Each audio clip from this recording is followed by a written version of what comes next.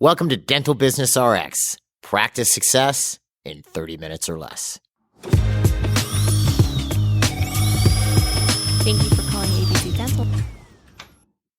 So we've spent the better part of at least 3 episodes of this podcast talking about personnel issues, especially finding and hiring new people in our current environment. And you know why? Because it's a really big issue right now.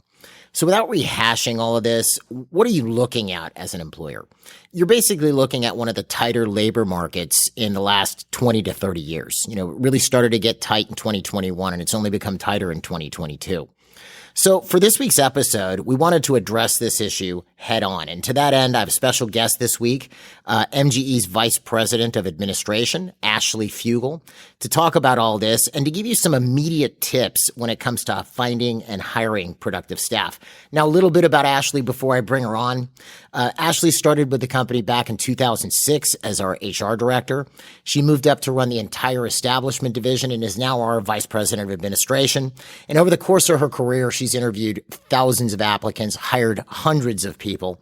And we even, when we have a client, beyond the internal aspects here at MGE, when we have a client who's having, real tough personnel issues, Ashley will usually step in and lend her mind to that a little bit to sort that out. And she's a super integral part of the MGE executive structure. So I want to bring her on. We're going to jump right into this. We're going to start talking about it. So Ashley, are you all set up over there? Yep, I'm all set. Okay, good.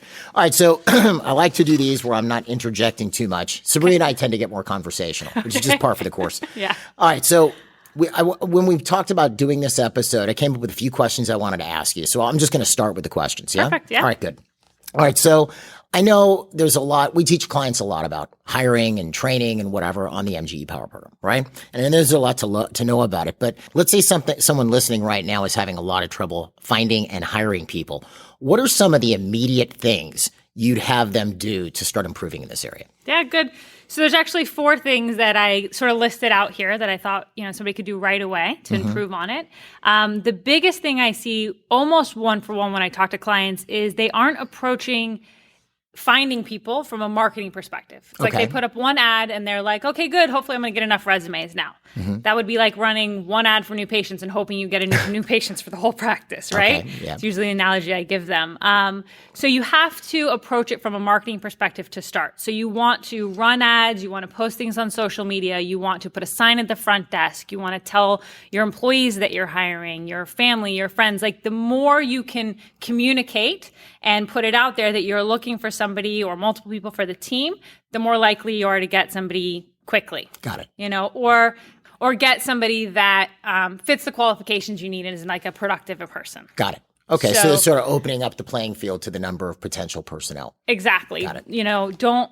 I see some people, they're like afraid to communicate that they're hiring. Like they don't want their patients to know or something like that. And I'm like, how embarrassing. Right. I'm like, what's the problem here? So a sign at the front desk is really easy. And I've actually had a lot of clients get prospects that way. And what do they put up? Just a nice sign like, we're hiring, your dental team's looking for someone to join on, and you can list the position you're looking for, or just say, ask us ask us what we're looking for, or whatever. And I just leave it there always. Even if your team is all set, you never know when you're either going to expand and you need to add somebody, or somebody's going to have a change in their life and leave you and you have to replace them. Right. Do you give them a specific person with those signs to contact? So if the sign's at the front? Yeah. If you have an office manager, they should ask for Mary Beth. If you want to speak to them directly, you can put your name as the doctor. Got it. Yeah. Okay, cool. That's cool. Yeah, so that's the first one.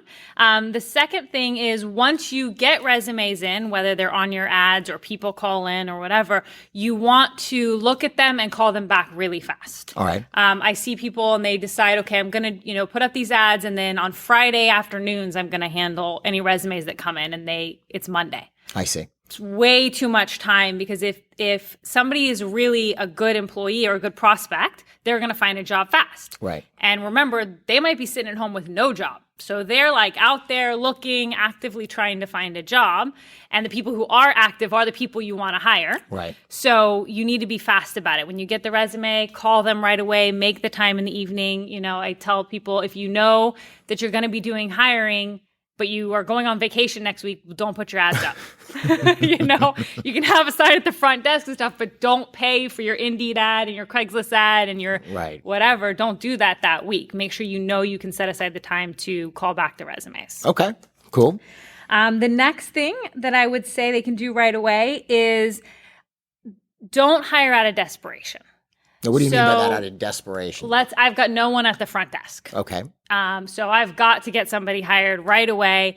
I interview somebody and really they don't check most of the boxes for me, but there's no one at the front desk. Got it. And then I just hire them because, well, they're better than nobody. You're really better using a temp agency or a friend or a family member on the front desk. Or maybe nobody. Or nobody sometimes than hiring somebody that you know is not the right person. Got it. So this part of it is actually twofold. The other part of this is when you're interviewing somebody, you know, I could tell you things all day, look for this, look for that, ask this, but really I tell people, trust your gut. If you're talking to somebody and you're like, I'm not going to get along well with this person, but they have a great resume and they were on time and they dress professionally and but you're not going to get along with them, don't hire them. Got it. Like, you know, ultimately the harmony of the office needs to be in. So you have to get along with people that you work for. Got it. And work with. So, because sometimes that can come out of the desperation as well. Like, well, they seem really qualified, so I'm just going to hire them. Got it. So that would be a very key thing. And then the last thing is don't be afraid to hire somebody that you need to train. Okay. Right? There are so many good prospects out there and in other fields. Waitresses, you know, somebody works at the bank, the grocery store, and they don't have any dental experience, but you can teach them most. Now, sure, if you need a hygienist, you can't really. Yeah, that's not going to work. That doesn't count, or an associate doctor or something like that, but a dental assistant, front desk, office manager, treatment coordinator, we have seen clients hire and train all of those positions. So, you know, don't be afraid to hire somebody that you're going to have to train. If the raw material is there, then hire them. I would definitely suggest carrying around business cards. And I've done this many times. If I have a great server at, you know, the restaurant I'm at, I'm like, hey, are you looking for a job outside of this, or do you want this to be your ultimate career? And I'll give them a card. Say, give me a call if you're looking for a job. If they're quick, you know, they're on the ball. But I know I'm going to have to train them. Got it.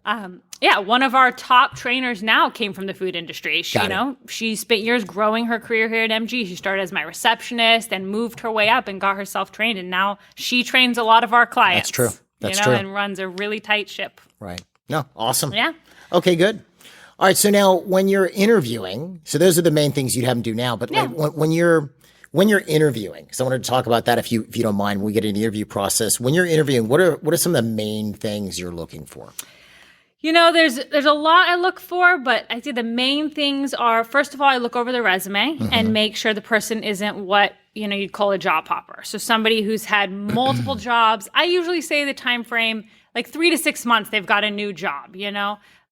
Even a year is pretty fast to be changing jobs. Remember that one resume? Sorry to interject. You showed me the one resume where the person put a job they had for 2 weeks. Yeah. Like, you could have just done nothing there and said, nobody would have known. You know, I just took 2 weeks off. Yeah. That's like honesty on the side of an error. Yeah, a little bit too much honesty. Yeah, exactly. Yeah. But yeah, so I look at that. I don't call the resumes that, you know, that have significant amount of job change. Because they're likely going to continue that pattern. Got it. Then the basics. Do they show up on time for the interview? Whether I'm doing it in person or over Zoom, because we do a lot of Zoom interviews these days. Yeah. And do they show up presentable? You know, did they look like they cared that they were coming for a job interview and, you know, they want to make a good impression and get the job from you? Got it. So those are really like simple. Yeah. Got it. I know that there's a lot of stuff we're looking for, which there's no way in 30 minutes or less we're going to discuss. We talk about that in all our training. But yeah, those are the basics. Yeah. Okay, good. All right. So during the interview process, right? You're doing an interview. And what are some things that might pop up or that you'll see or that the person might say that make you think immediately, this just isn't going to work? Yeah, so the first one's a job hopper, like I went over. And sometimes I don't see it on the resume. And then when I sit down and interview them and I start discussing their career with them, I'll find it. That's a big one. Yeah, because you have them do a whole application on top of the resume. And everybody does that. That's another tip I give for you. I do have an application regardless of resume, they fill out the application because I can put more in depth in there of what I want to know. Got it. Then, and this is a big one, more post-pandemic, is are they interviewing me? Okay. Are they, what are the hours? How many days off do I get? What's your pay? What are the benefits? Well, what specifically, are you going to expect of me? But from an angle of I feel like I'm being interviewed. Right, because those are not necessarily bad questions to ask. But so are you saying, just to kind of play this out for the folks listening, so because I would expect a person to ask questions like that. Absolutely. But if that's the predominant amount of questions, especially towards the beginning of the interview, what am I going to get? Right. Yeah. And it would be from that angle. Because, of course, and I generally try and answer all those questions without the person having to ask me once I get into explaining the job to them. Okay. I interview them first. Okay. I have them tell me about their career, their resume, what they can do, what they've done. And then I will describe the position and I kind of know and go through my little checklist and answer most of those questions. Mm-hmm. But, if you get the attitude from the person, like you're saying, what can I do for them? Mm-hmm. And it's very apparent when they do it. Then I'm like, okay, that's probably not a good sign. It's kind of the wrong flow, isn't right. it? And if you don't mind, I'm going to ask a follow-up because I saw, as you were saying there, and I thought this is good. So when you describe the job to a prospective employee, how in-depth do you get? I get very in-depth. Again, only after I've determined it's somebody I want to hire. Mm-hmm. There's no need to, my interview will take 10 minutes if I'm like, this is not a right fit. And if I really think it's a right fit, I'll spend an hour. I spent an hour and a half with somebody yesterday. Got it. Because I really want to make sure they understand what we're going to expect of them. Got it. You should be rating and judging your employees based on what they produce for you, based on not that they show up for work every day and, go through the motion of doing a job, but actually don't produce anything in the end. Got it. By that, I mean, if you have a treatment coordinator and their job is to collect money from the patients for the treatment plans that they need, and you expect them to collect $30,000 a day, they should be collecting $30,000 a day. So statistics. Right. Yeah. So I really make sure they know the expectations we have. I then even do an offer letter to them once we've done the interview. But now just because I want to clear up these expectations, because this is an area I've seen missing badly. Yeah. So expectations here. So you're getting into how much the job pays. Yep. Are you getting into what the benefits are? Yeah. Okay. You're getting into the hours. Yep. Are you getting into, because I know because I've seen what you do, right? And I know sometimes it's hard when you do it, unless I didn't want you to have to bring all your checklists or whatever, but you get into even when they would expect to even look at possibly getting a raise, don't you?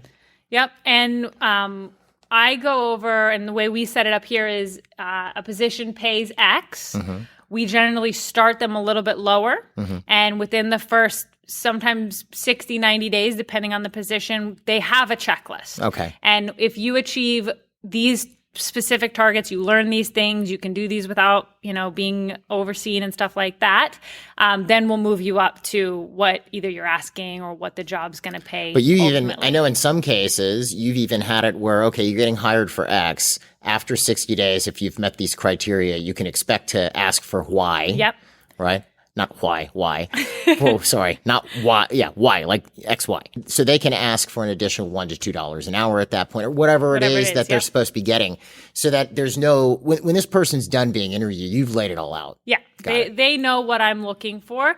And I've definitely found that beneficial too on the hiring line, because then if they hear me say something that they know they aren't going to like, they know. Right. Maybe they'll tell me, or maybe they just won't accept the job.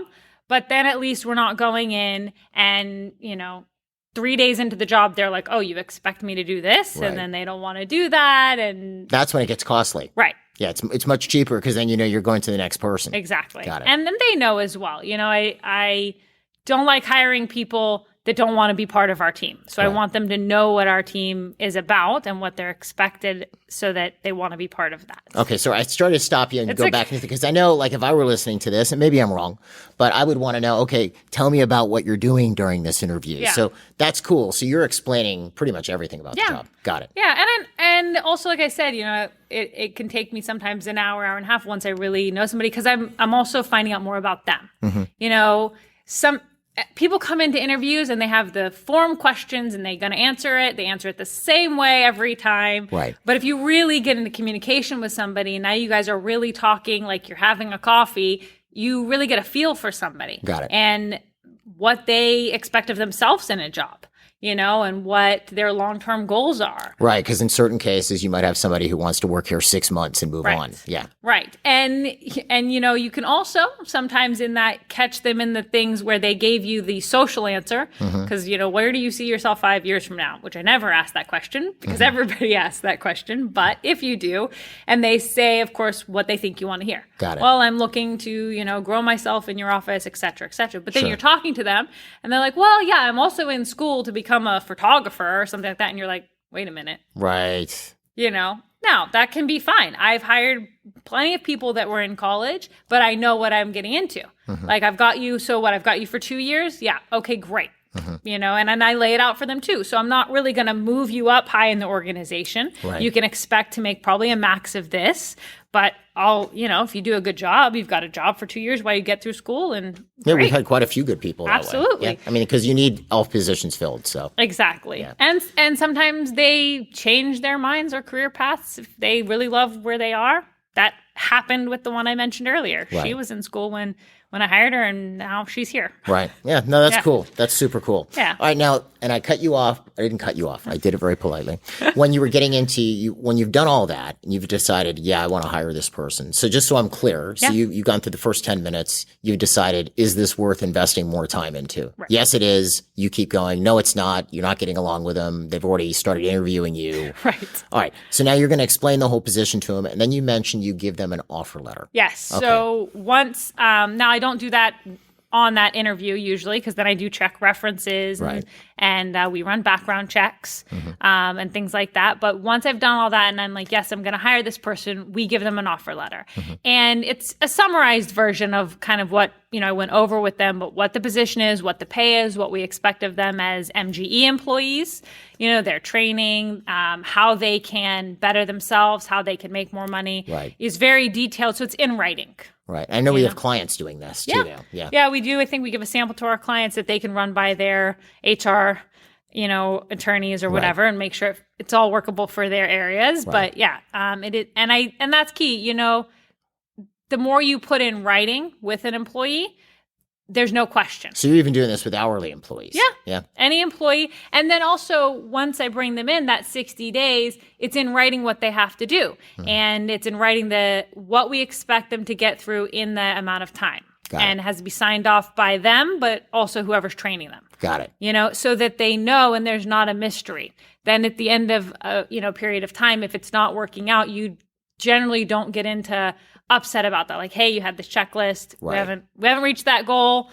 You see that, we see that. It's probably not a good fit. That does happen. That's cool. That's cool. Yeah. I mean, that part's not cool that it didn't work out, but but in a way it is, only because I think if somebody has an employee, and I've heard you say this, definitely heard Sabri say this, but if you have somebody who's been with you for, 3 months and it's just not working out and you don't see it working out and you'd love to let them go, but you can't find somebody, blah, blah, blah, which obviously we don't do that, but we've seen people do it. You're better off you don't have long-term hopes for this person. So, but that's bad for them too. Right. They could find another position that works for them. Right. And even shorter term that you use the example, you said 60 days, but I tell, here, and also we tell our clients, some of the major red flags in the first 24 hours to 3 days. Right. You see them, they show up late or just the little things where your gut's like, yeah, this isn't going to go well, right? Don't hope it's going to get better. Don't hope that's going to go away.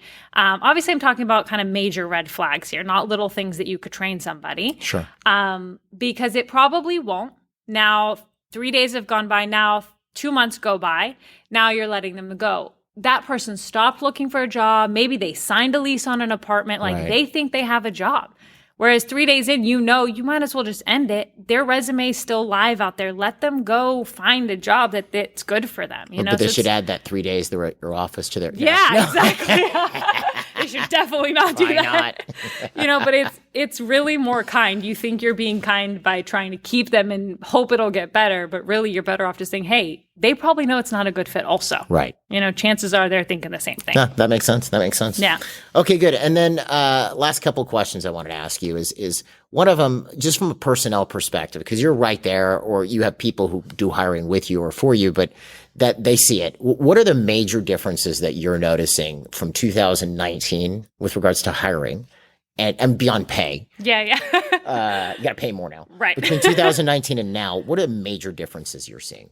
It's definitely much more competitive. I think pretty much that's obvious to almost everybody. There's hiring signs everywhere I go. Right. It's much more competitive. So from the first 2 points I made, you have to put your ads up and tell people you're hiring more than 2 ads. Got it. You really in a large quantity.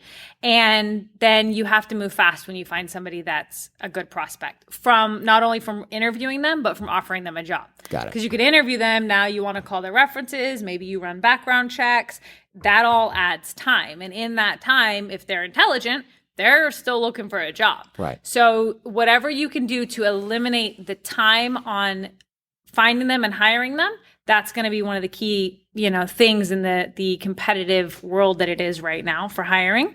And that you have to be willing to train. Got it. You have to be willing to hire people that don't know anything about a dental office and teach them, and that's going to make it easier to find people. If you're still in the game mind frame of like, well, I have to find somebody who knows about a dental office, you're probably having a harder time. Got it. And then 2 points I wanted to just grab onto, because I know I was thinking about them. I'm wondering if the people listening are thinking. All right. So you mentioned checking references. So now, do you do that with every applicant? Yeah, every applicant. And we always call the business. We don't call a cell phone number. Like usually you'll get personal references on people's resume. Sure. Our application, at each position they held, we ask who their supervisor was and we ask for a phone number. And here in the state of Florida, we do have to ask if we can call that person. I don't know, on all the other every states state has to be weird, checked. we're different rules. Yeah. So I actually end up getting 6 references, usually 3 personal references, and then our application has their last 3 jobs, so 3 people they worked with. So let's say I come in and I've done the application and I said, I work for Acme, whatever, the people who made the stuff for Wile E. Coyote. Right, yeah. I'm kidding. What's the problem is probably half the people have no idea what I'm talking about. I'm getting old. Yeah. Yeah. I Wile E. know, Coyote, so what does it say Acme about stuff. me? Anyway, yeah, I know. I'm noticing that in seminars. Anyway, I'll say something like, you remember so-and-so? And people go, what? Okay. Anyway, so I work for Acme, whatever. And I said, my job was whatever. And my boss was Bill Board. Yep. Okay. Bill Board was my boss and I give you a phone number. Yep. Now that might be Bill's cell phone number. Is that the number you're calling? I will, if we call it and we find that it is a cell phone, then I'll look the company up online. Got it. So you're going to look up and find Acme and call Acme directly. Because I could see in theory, people could job the system and tell my friend Bill or Joe, hey, you're Bill Board today. Tell him I did a great job and you'd hire me back in a minute. Exactly. Okay. So you call the company. Yeah. Got it. Yeah. All right. And then the next question about references was one, as you mentioned, background checks. Yes. So I know that the background checking system, who do we use? We use ADP now, and then there was a company we used before that, S2 Verify. Okay, and Both then of them, great. And the prospective employee has to sign something that they're getting background checked, right? Okay. A couple notes. I'll just interject here on the 2 points that you just asked me, because there are legal points here on both those questions. On references and background checks. Exactly. So I'll just interject on the references. And again, you should have an HR company or a lawyer that you use. We're not employment attorneys. Right. This is not legal advice. Exactly. You should talk to your HR company or employment attorney. But this is only for entertainment. No, That's right. Whatever. Go ahead. When you're checking references, you have to be careful that you aren't asking questions trying to elicit negative communication about the person. Got it. Right? That is can bite you if you aren't careful with that. And then on background checks, you do have to have the person sign something and give you authorization. And then once you do them, if something comes up, there's you have to give this prospective employee copies of it and things like that. Which the background check company should give you that data. Correct. Assume. They give it to you, but you have to provide it. I just bring this up because I was doing a seminar and I had a client talking about doing background checks. This was years ago, a new client, and she wanted to use bin verified or instant checkmate. You know, this stuff you see, like these background to check who you're dating or something like this. Yep. And don't do that. Yep. That's illegal. Yep. Anyway, it was just funny. Yeah. And I also see a lot of people these days, go on their social media and look up a person's social media accounts and look through it and stuff like that. There are things to know about that. So they should talk to whoever they deal with with HR. Yeah, got exactly. It. Okay, sure. cool. Yeah. All right. So now with the background checks though, how much are those? They're like 30 something bucks, right? Yeah, $30-$40. So when would you do one? Like, would you do one? Obviously, you're not doing it on the person before they come in because they have to sign something. Yeah. And you're not doing it on the person you're only spending 10 minutes with and you're not going to hire. Like, we have to actually want to hire this person background check. For sure. Got it. For sure. And I usually, after I've talked to the references. Got it. You know, like, because I could call the reference, like they're terrible and I'm not going to hire that person. Right. And what's interesting is I know that, and this is why and I'm glad you're doing this, pushing the whole get your HR law in order or know what you can and can't do, because I know California is different than Florida. Yep. And we can't even do a background check in California until we've offered the person a job. Yeah, but that does not constitute legal advice No, for the state it of does California. Okay, so you just mentioned having an HR company or an attorney. What would you say? Like, what do you mean by an HR company? There are lots of HR companies out there now. They usually employ a group of attorneys, and they're cheaper than having just a straight employment attorney usually, and they'll provide you with handbooks, basic guidance for your state, and you can call them if you have questions or if you run into an issue and you need help navigating it. Like, I want to do background checks. Yeah, exactly. Got it. So I definitely recommend that everybody has at least an HR company they work with, because there's things you just don't even know. For example, that in California you can't do a background check till after you've offered a job. Most people wouldn't. It doesn't think that. Well, and even in the interview process, Right. people ask questions that they should not ask. Yep. Yeah. Some states are fun to navigate. So we'll just leave it at that. Awesome, Ashley. Yeah. Listen, I want to really thank you for joining us this Yeah, of week. course. This is awesome. So I hope you guys got some things you can apply for your business right now. And, as far as training, as Ashley mentioned, if you want to get trained as an executive, you can find out more about the MGE Power Program on the episode webpage. We have a link. And if you're looking for staff training, we do have a staff training platform called DDS Success, which has positional training for a dental practice. That's also a link is on it's ddssuccess.com. We have the link on the episode webpage. Okay, guys. And if you enjoyed this episode, don't forget to like or follow us or subscribe, depending on which podcast platform you're listening to us on. We appreciate you taking the time to listen today. We'll see you at the next episode.